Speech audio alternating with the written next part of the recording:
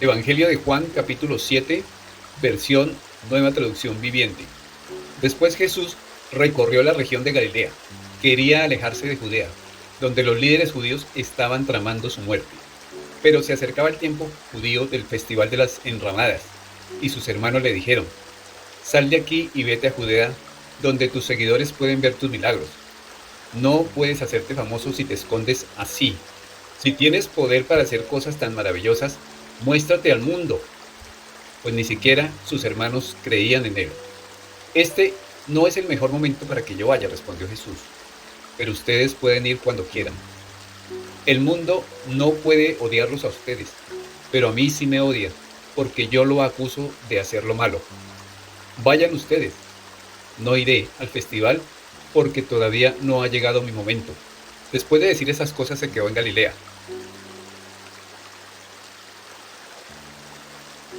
Pero después de que sus hermanos se fueron al festival, Jesús también fue, aunque en secreto, y se quedó fuera de la vista del público.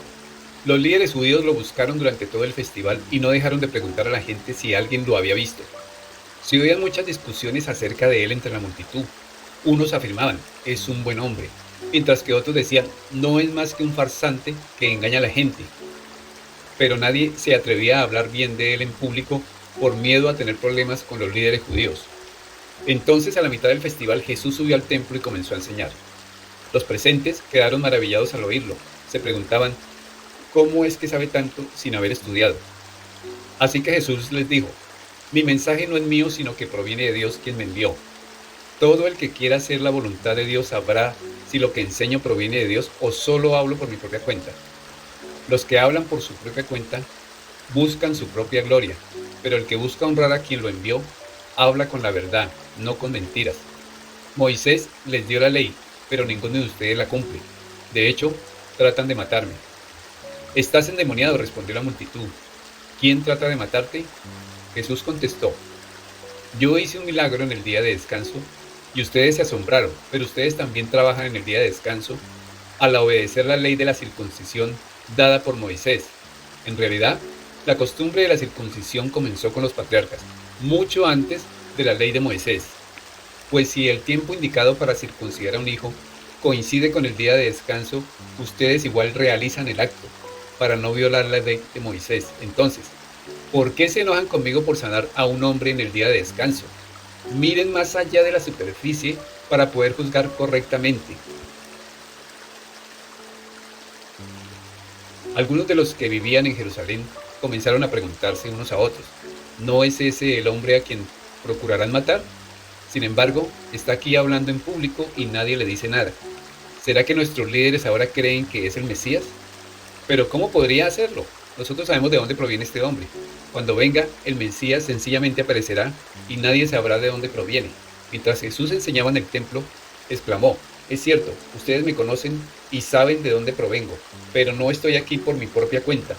El que me envió es veraz y ustedes no lo conocen, pero yo sí lo conozco porque provengo de él, y él me envió a ustedes. Entonces los líderes trataron de arrestarlo, pero nadie le puso las manos encima porque aún no había llegado su momento. De las multitudes presentes en el templo, muchos creyeron en él. Después de todo decían: ¿acaso esperan que el Mesías haga más señales milagrosas que las que hizo este hombre? Cuando los fariseos se enteraron de lo que las multitudes andaban murmurando, ellos y los principales sacerdotes enviaron guardias del templo para arrestar a Jesús. Entonces Jesús les dijo: voy a estar con ustedes solo un poco más de tiempo, luego volveré al que me envió. Ustedes me buscarán, pero no me encontrarán y no pueden ir a donde yo voy. Desconcertados por esas palabras, los líderes judíos se preguntaban: ¿a dónde pensará ir? ¿Estará pensando salir del país e ir a los judíos dispersos en otras tierras? Tal vez hasta les enseña a los griegos. ¿A qué se refiere cuando lo dice? Me buscarán, pero no me encontrarán y no pueden ir a donde yo voy. El último día del festival, el más importante, Jesús se puso de pie y gritó a la multitud: todo el que tenga sed puede venir a mí. Todo el que crea en mí puede venir y beber, pues las Escrituras declaran: de su corazón brotarán ríos de agua viva. Con la expresión agua viva se refería al Espíritu, el cual se le daría a todo el que creyera en él. Pero el Espíritu aún no había sido dado, porque Jesús todavía no había entrado en su gloria. Algunos de la multitud, al oír lo que Jesús decía, afirmaron: seguramente este hombre es el profeta que estábamos esperando. Otros decían: es el Mesías, pero otros expresaban: no puede ser. ¿Acaso el Mesías vendrá de Galilea? Pues las Escrituras dicen claramente que el Mesías nacerá del linaje real de David en Belén, la aldea donde nació el rey David. Así que hubo división entre la multitud a causa de él. Algunos querían que lo arrestaran, pero nadie le puso las manos encima. Cuando los guardias del templo regresaron sin haber arrestado a Jesús, los principales sacerdotes y los fariseos les preguntaron: ¿por qué no lo trajeron? Jamás hemos oído a nadie hablar como él, contestaron los guardias. ¿También ustedes se han dejado engañar?, se burlaron los fariseos. ¿Habrá siquiera uno de nosotros, gobernantes o fariseos, que crea en él? Esa multitud tonta que lo sigue es ignorante de la ley. Está bajo la maldición de Dios.